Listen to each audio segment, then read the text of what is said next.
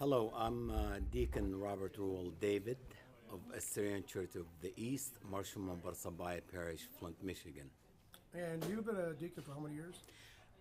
Going on, I was ordained 5/7/89 when the St. Mary's Church, the first St. Mary's Church, was opened in Detroit. I was ordained on the same day.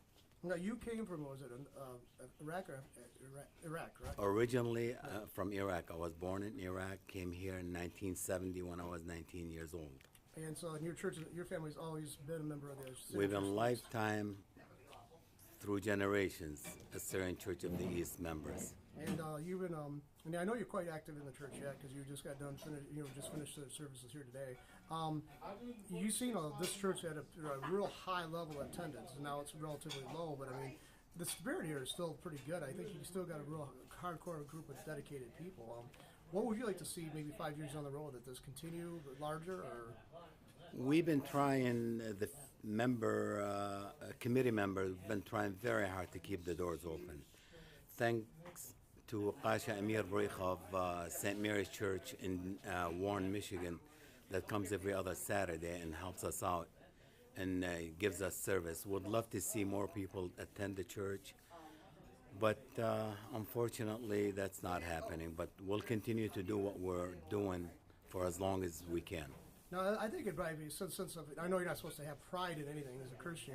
You're supposed to shy away from. But I'd have to say there's for lack of a better term, your church, the Assyrian Church of the East, is a church that's been around for as long as any other church that claims to be a historic church, and yet it doesn't seem to have the violence connected to it. You know what? They didn't have the force of arms, say the Church of the West had, the churches of the West, and another thing is too that the people here seem like they have also relatives still. A lot of them do have relatives in the Middle East still, and they are going through a lot of turmoil over there. Yes, they do. They do have a lot of families there still, and unfortunately, we have a lot of the Assyrian community is good size in Flint. Unfortunately, not all of them attend the Assyrian Church of the East, and this has been for quite a while. Now, do you think they've been attracted to other denominations? Do you think that's an issue? Or? Well, that has been an issue, with the turmoil with our parish that we had over the years. People left and came and left and came. But, a lot of them went to Catholic churches and followed other churches. That's a very old church, and I think it's a very distinguished liturgy, very, very beautiful liturgy. So, I mean, and then also in the original language that Christ would have spoke. So, I mean, that's significant in itself. So, absolutely. And I think they would have to give also a connection to the past, too, being connected to your family who was speakers of that dialect, possibly, or, for certain if they were, So, I mean, that's got to be something noteworthy as well as something that kind of connects you to your past. And I think that will give you a sense of something to draw from. Right. We still do our service in Aramaic, which Jesus Christ spoke the language, and we will maintain that language for as long as possible.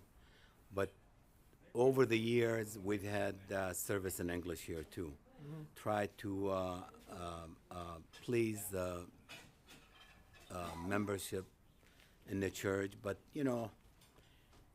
can't please everybody. You do your best you can, and you just keep going. Well, anyway, I'd like to thank you for your time here, and someday I'd like to see this church filled too. And I think it's got a lot to offer to people who want to attend. And the services are every other Saturday at 10 o'clock a.m. here, and the church is on the corner of Leith and Lewis Street here in Flint. And you can look up. I can also tag it with the address too. Right, 3112 Lewis Street, Flint, Michigan. Well, thank you very much for your time. Thank you. Appreciate your help.